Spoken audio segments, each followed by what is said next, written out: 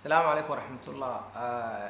maalin dhaweyd waxaan akhrinayay blog ama article ku saabsan Amazon, shirkadii Amazon ee weyneyd ayaa waxay soo saartay code ama barnaamij sameynaya applicationada telefoonka, applicationka telefoonka lagu isticmaalo barnaamij sameynaya oo waxay u bixiyeen honey code. waxay yiraahdeen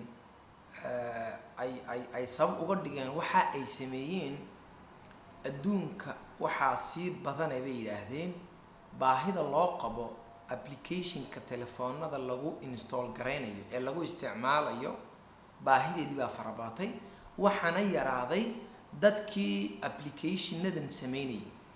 yacni waxa yaraaday dadkii software application, dadkii software engineer-ka ah.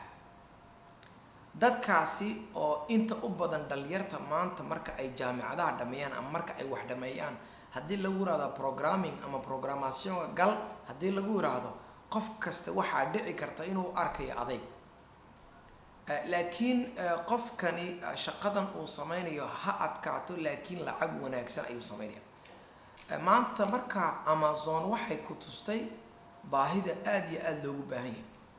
10 sano horteed haddii la oran lahaa application yar oo telefoonka ku dhex jirta ayaa maanta ka kharash weyn ama ka budget badan wadamo idin. applicationada waa Facebook applicationka isticmaalaysid, LinkedIn, Instagram, WhatsApp. maanta applicationada aad isticmaalaysid qiimaha ay ku fadhiyaan ama qiimaha ay shirkaduhu ku fadhiyaan wadamo idil oo 1 iyo 2 iyo 3 la isku daray ayay ka budget badan yihiin oo ka dakhli badan yihiin oo maxay ka shaqo badan yihiin.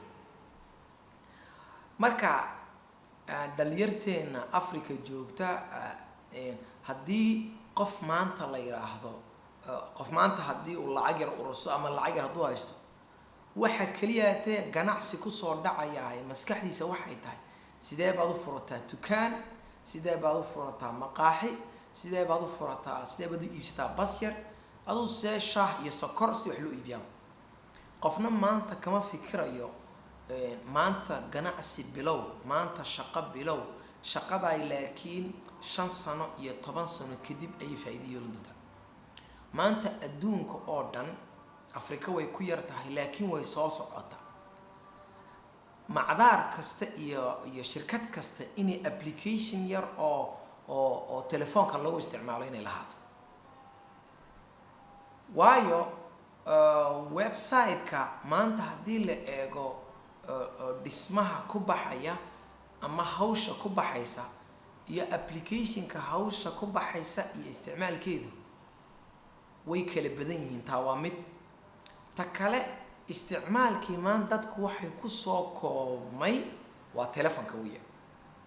maanta laptopka isticmaalkiisii uu soo yaraanaya. berigii adduunka computerka la keenay waxaa jiri jiray computerkii weynaa ayaa jiri jiray kaabaa la iibsan jiray, ninkii kharash u haya kaa iibsan jiray. waxaa soo baxay laptop ka hor PC baa la oranayay soo ma laptop baa soo baxay oo ah personal PC oo ka dhigan PC aad iska qaadanaysid. laptopkii wuxuu hawada ka saaray computeradii waaweynaa ayuu hawada ka saaray. haddaba imakana kii telefoon la oranayay ayaa hawada ka saaraya laptopkii. waayo maanta telefoonka aad haysatahay RAM-kiisa haddii la eego, maskaxdiisa haddii la eego, processor-kiisa haddii la eego, xajmiga wuxuu qaaday maanta haddii la eego, qaar baa jira maanta ka weyn computero ama computer gaari. maanta 500 oo giga waad ka hadlaysaa, 200 oo giga, waxa 120 giga ma ayaa maanta laga hadlaya. laakiin berigii hore oo miira waxa ma jiri jirin. marka saa daraadeed adduunka maanta waxa loo socday waxa weeye waa inaad telefoonka yar aad gacanta ku sido inuu wax kasta noqdo. haddaba dhalinyarta la hadlaya mustaqbalka rajaynaysa inay business bilowdo ama inay ganacsi ama inay shaqoonayso.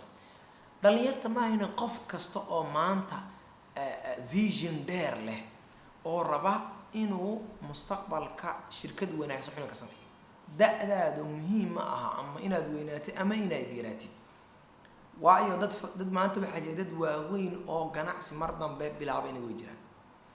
markaasaa daraaddeed haddii aad imanka qof xitaa hadduu jiro maanta videogan dhagaysanaya oo hanti haya, maanta businesska iyo ganacsiga mustaqbalka lagu socdaay ka imanka la arkayo uu ka duwan yahay. marka qof kasta maanta waa inuu isku diyaariyo siduu uga qaybgeli lahaa businesskaas. marka waxaan ka hadlanaa xitaa waxaa jira xitaa gaariyaashii baa jira maanta, gaariyaal intelligent ayaa soo socda. gaariyaal waxaan ku leeyahay keligood iswada soo socda, laakiin qof Afrika jooga isaga ilaa hadda waxa uu tahay riya u tahay way soo socotaa. maanta gaariyaashii waxaa jira saanska maaha gaariyaashii ku socday bayteriga. maanta qof haddii uu hanti hayo ha ka fikiro Afrika iyo Djibouti iyo Soomaaliya inuu keeno gaariyaasha bayteriga ku socda. marka ugu horeysa kharash badan bay ku noqon doontaa, laakiin mustaqbalka hadhow toole gaariyaasha fara badan ee bayteriyada ee wadanka la keenayo waxaad noqon doontaa qofka ugu horeeya laga doonto. marka ama shirkad weyn lahaw ama shirkad yar lahaw, had iyo jeer waxa imanka investmentiga imanka aad samaysay waxaa dhici kartaa mustaqbalka inay wanaagsanaato. marka taan ku wada waxay ahayd applicationka. marka maanta qof kasta oo danaynaya inuu technology-ga application création des application kan smartphone-ka loogu talagalay inaad gashid weeyaan.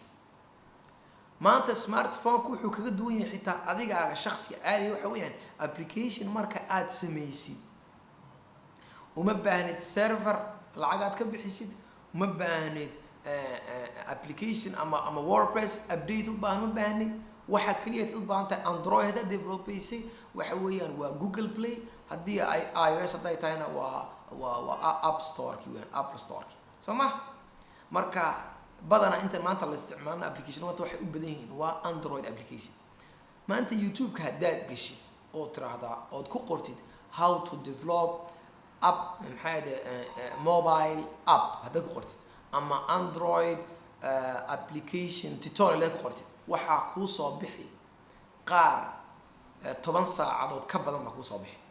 qaarkood waxay kuur ay iibinayaan ama 10 ay iibinayaan ay qayb ka soo gelinayaan ay ku leeyihiin waa kan inta daawo inta kan la iibso. qaarkoodna 100% waa bilaash. marka ka gal oo dhigo.